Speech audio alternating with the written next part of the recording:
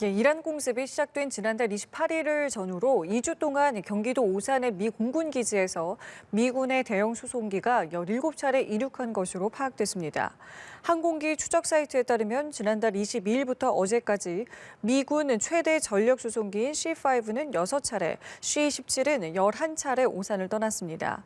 미사일 방어 체계인 패트리엇 등 주한 미군 자산이 중동으로 차출됐을 수 있다는 관측이 나오는 가운데 주한 미군은 한반도에서 강력한 전력 태세를 유지하는 데 계속 집중하고 있다는 입장을 밝힌 바 있습니다.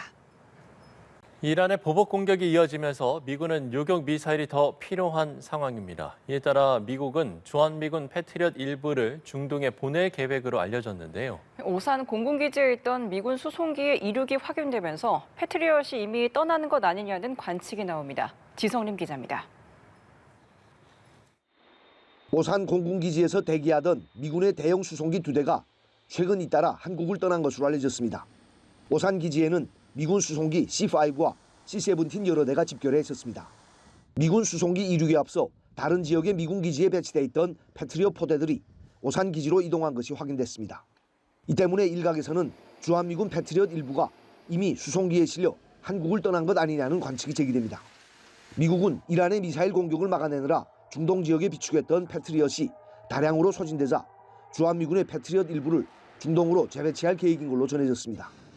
미국은 지난해 6월 이란 핵시설 공습 때도 3개월 전에 주한미군 패트리엇 2개 포대를 중동으로 보냈다가 지난해 말 한국으로 복귀시킨 바 있습니다. 이번에는 패트리엇을 3개 포대 이상 순환 배치할 거란 얘기도 나옵니다. 패트리엇은 적의 탄도미사일을 중고도와 저고도에서 요격하는 미사일로 고고도 미사일 방어체계 사드와 함께 북한 미사일 방어 임무를 수행합니다. 자국 군사자산을 한반도에서 중동으로 옮기는 것은 미국의 선택이지만 한국 정부와 협의가 필요합니다. 주한미군 전력의 중동 차출과 관련해 주한미군뿐 아니라 우리 정부도 말을 아끼고 있습니다. 미국의 입장도 있고 제가 또 아는 내용을 다 말하는 것이 적절하지 않을 수 있다고 생각이 들어서요. 다만 미국과 한국의 주한미군에 관련된 긴밀한 협의는 늘 있는 일이고.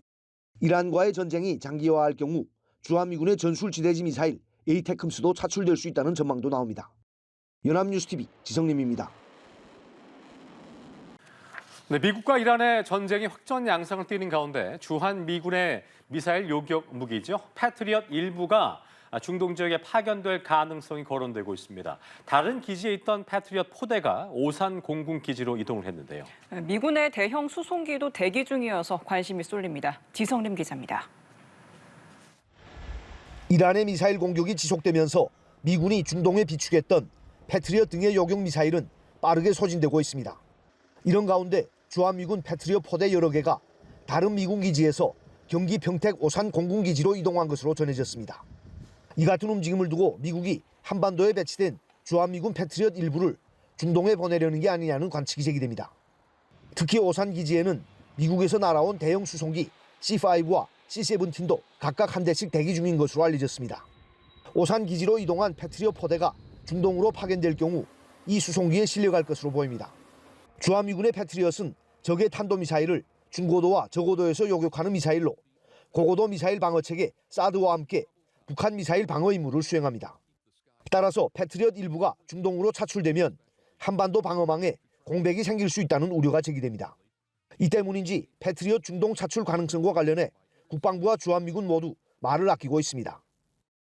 주한미군 전력운용과 관련해서 우리 정부가 언급하는 것은 적절하지 않고요. 주한미군은 특정 군사자산의 이동이나 재배치 또는 잠재적 재배치에 대해서는 언급하지 않겠다는 입장입니다. 미국은 지난해 6월 이란 핵시설 공습 작전 때도 3개월 전에 주한미군 패트리엇 2개 포대를 중동으로 순환 배치했다가 지난해 말 한국으로 복귀시킨 바 있습니다. 연합뉴스TV 지성림입니다. 네, 보신 것처럼 주한미군의 미사일 요격 방공 시스템인 패트리엇의 중동 반출 가능성이 제기된 가운데 전쟁이 길어질 경우 다른 군사 자산들도 이동 대상이 될 수 있다는 전망이 나오고 있습니다. 한미 연합 방위 태세에 영향을 미치는 것 아니냐는 우려도 제기됩니다. 정영빈 기자입니다.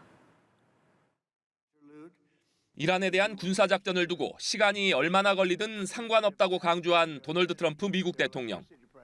사실상 장기전 가능성까지 열어둔 것으로 해석되면서 실제 전쟁이 길어질 경우 다양한 주한미군 전력이 차출될 수 있다는 전망이 나오고 있습니다. 우선 오산 기지로 이동한 것으로 알려진 패트리엇 미사일 외에도 고고도 미사일 방어 체계 사드의 차출 가능성이 거론됩니다.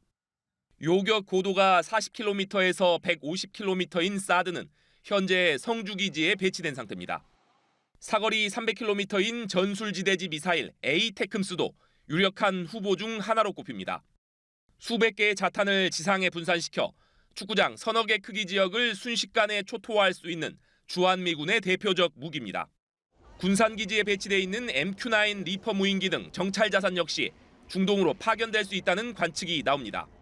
이렇게 주한미군의 주요 자산들이 대거 중동으로 차출될 경우 한미연합 방위태세에도 영향을 미치는 것 아니냐는 우려도 제기됩니다. 주한미군 전력 운영과 관련해 한미 간 협의가 이루어지긴 하지만 미군의 자산 이동을 제한하는 것은 현실적으로 불가능하기 때문입니다.